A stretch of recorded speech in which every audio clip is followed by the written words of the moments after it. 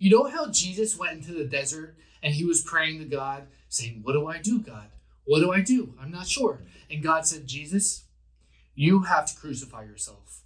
And Jesus was like, "No, what the I have to crucify myself? No, I don't want to do this. Come on. What the heck, God?"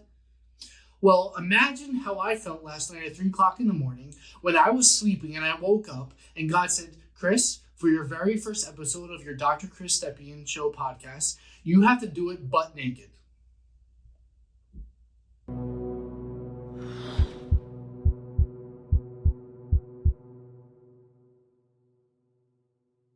Welcome to the very first episode of the Dr. Chris Stepien Show, where my goal is to help people who are suffering and the doctors and therapists and healers who want to do something about it. I've been wanting to do this podcast for about 9 years or so. I remember when I met John Lee Dumas at the Good Life Project camp, where we were doing lots of kids activities, and John Lee Dumas said, "Chris, you need to start a podcast." That was 8 or 9 years ago. And here I am 9 years later, nervous as heck, sweating, naked, and I'm recording a podcast for you. After I lost a bunch of my staff at my clinic, Barefoot Rehab in Denville, New Jersey, a few months ago, I thought about quitting all of it. We had a goal to become the premier pain clinic in Denville, New Jersey, and to help people all across the eastern coast of the United States get out of chronic pain. And then when I lost those 6 staff, especially 2 of the doctors who were with me the past 4 years, I was tired. I was exhausted. I wasn't sure how I was going to keep going. And you know what? Instead of quitting everything, I decided to change our mission and our purpose to helping 50 million people get out of chronic pain. Why 50 million people? That's because 50 million people in the United States struggle with chronic pain each day. Why is that a big deal? Chronic pain, by definition, is pain that doesn't get better no matter what intervention you do. And that means that doctors and therapists have no idea how to fix it.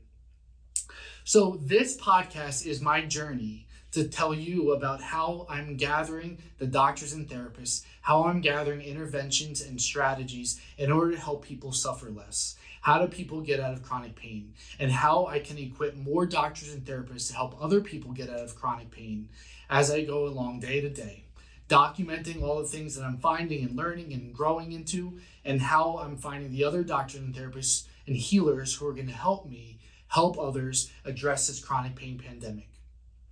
You see, this is a multifaceted problem. It is a chronic pain pandemic. And then when you have health insurance companies that are taking away incentives to doctors and therapists, you have big pharma that is pushing their solutions in order to medicate people who are suffering in pain and not actually helping them heal. And then you have a government that isn't really seeking to help people live healthier by teaching them how to eat healthier, how to move better, how to sleep more deeply, how to connect with their nature, with the dirt underneath our feet and the sun. Then it makes sense that we have a problem where they're talking about the next generation of children who are actually going to live shorter lives than the current generation that I'm in. I'm 38 years old. So this is a multifaceted problem. And you see, I believe that there are certain doctors and therapists who are here to do something about it and fix it. I believe that there is a sect of doctors out there, an archetype, if you will, what I call warrior healers that are meant to do something about it. You see, I know a little bit about this story because when I was a baby, I actually tried to kill myself as I was coming out of my mom's vagina. I took the umbilical cord and wrapped it around my neck, and I was all blue. I was strangled. I recently learned in a heart opening ceremony with MDMA about a year and a half ago. I was under the influence of the medicine, and the facilitator of the ceremony was doing a childhood regression. And I went back into the womb right at childbirth. And I was looking into a mirror, looking at myself. And through the mirror, I could see this giant eyeball looking through the mirror at me at my childbirth. And that giant eyeball was the eyeball of a baby elephant named Ellie. Because you see, about 5 years ago, I was doing some childhood regressions. My therapist had told me to go back into my childhood through meditation and try to talk to little Chris and to see if you can help him heal. And I went as my current 34-year-old self at the time back in time to do this meditation to see how little Chris was doing. And little 7-year-old Chris wouldn't even glance over at 34-year-old Chris. 34-year-old Chris had no chance to access, communicate, talk to, or love up on 7-year-old Chris. So what I did was, in meditation, I sent this little baby elephant, because I've always had this fondness for elephants. Her name was Ellie, short for elephant. And she went in, and little Chris was curious. Little Chris would look over his shoulder. Little Chris would eventually stand up and go and pet baby Ellie. And then Ellie ultimately brought Chris to frolic in the ocean. And afterwards, Chris felt like he had a newfound relationship with little Chris, who was just looking for some love, attention, and joy from baby Ellie. So you see, baby Ellie actually visited me in that heart opening ceremony with MDMA and said, Chris, your path is going to be rough. It's going to be hard, but you can do this, and I'm with you. And elephants have always come to me in my deep meditation, sometimes in my psychedelic trips, sometimes in my dreams. And you see, I knew that I was on this pathway to be a healer all of my life. I struggled as a little kid with enormous amounts of shame. When I was 1 year old, I had an undescended testicle. I had shame around my body. My brother and I had a tumultuous relationship growing up. Now we're much better. But I remember one time when I was 8 or 9 years old, my brother said, he was making fun of me, trying to get on my skin, and he said something about my undescended testicle that I haven't even thought about since I was 1 year old, but it bothered me. So I smashed a remote control against his face.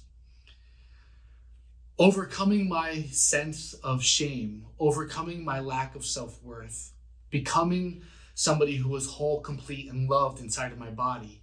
This has been my path through my adolescence. I wanted to kill myself when I was in high school.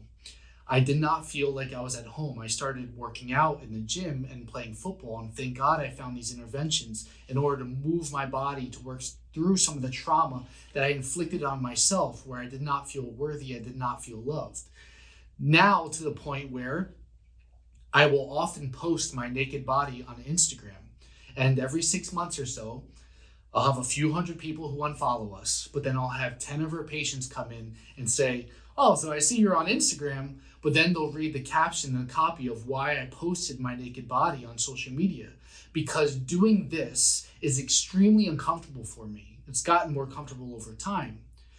But doing this is symbolic for the path that I've had to walk, because of this body, I know that I'm decent looking. I accept that I'm decent looking. Please, all of my favorite friends and all of my gay friends, you don't have to tell me that my body is nice. I've worked hard on this body and I appreciate it. But the reason that I'm posting my naked body on Instagram and social media, the reason why I'm recording this video right now is because being out there naked is symbolic for the struggle that I've overcome, for becoming full circle on my hero's journey so that I can give my medicine to the world and so that I can heal other people. This is the archetype of the warrior healer. You have some wounds or some pain or some suffering that you have to overcome. And because you overcome that pain, that suffering, that wound, you come full circle. And now you can give your medicine to the world. My hope for all of those warrior healers out there is that you find the courage in your heart. Courage is a word that the root means in French, C-E-U-R. In French means heart. Find the courage to face your fears. You have a vision for who you are and how you're supposed to help and how you're supposed to heal in the future. You have a vision. My challenge to you is to reflect on, are you actually aligning your actions with your vision of yourself? Because to become a warrior healer, it takes courage to face your dragons and your fears face on, to come full circle, and to do whatever that thing is for you, to post your naked body on social media. Not that you have to do what I'm doing right now, but to face that thing that scares the heck out of you in order to share your medicine with the world so that you can help people heal, help people who are suffering suffer less because you've shown them their authentic radiance inside of here, inside of their hearts. If chronic pain is the enemy you seek, then adhesion release methods is the most likely path that will help you heal millions of people like I am. And I need your help. Are you ready to take action? Are you ready to align your actions with your vision and your potential of who you are? Are you ready to Claim the archetype that is inside of you, the warrior healer who is meant to do gigantic things to help me heal the world, to help us heal millions of people who are suffering in chronic pain and other diseases and other maladies because you've decided to do the hard work of becoming who you're supposed to be. Then your call to action right now, your call to arms, is to hit the subscribe button on YouTube or on your favorite podcast platform and join me on my journey as we help heal people who are suffering and help heal 50 million people who are suffering in the United States each day and across the world in chronic pain. I promise to continue to be as crazy as I'm being right now and to keep mud in my face and to run around butt naked like my 5 and my 3-year-old sons like to do, because I believe that this is what is required right now in a world where we're being masked and stifled and we can't speak our heart and we're not being told how to be healthy and to connect with other human beings. This is the path, and I need your help, and I hope you'll join me, and I love you so much.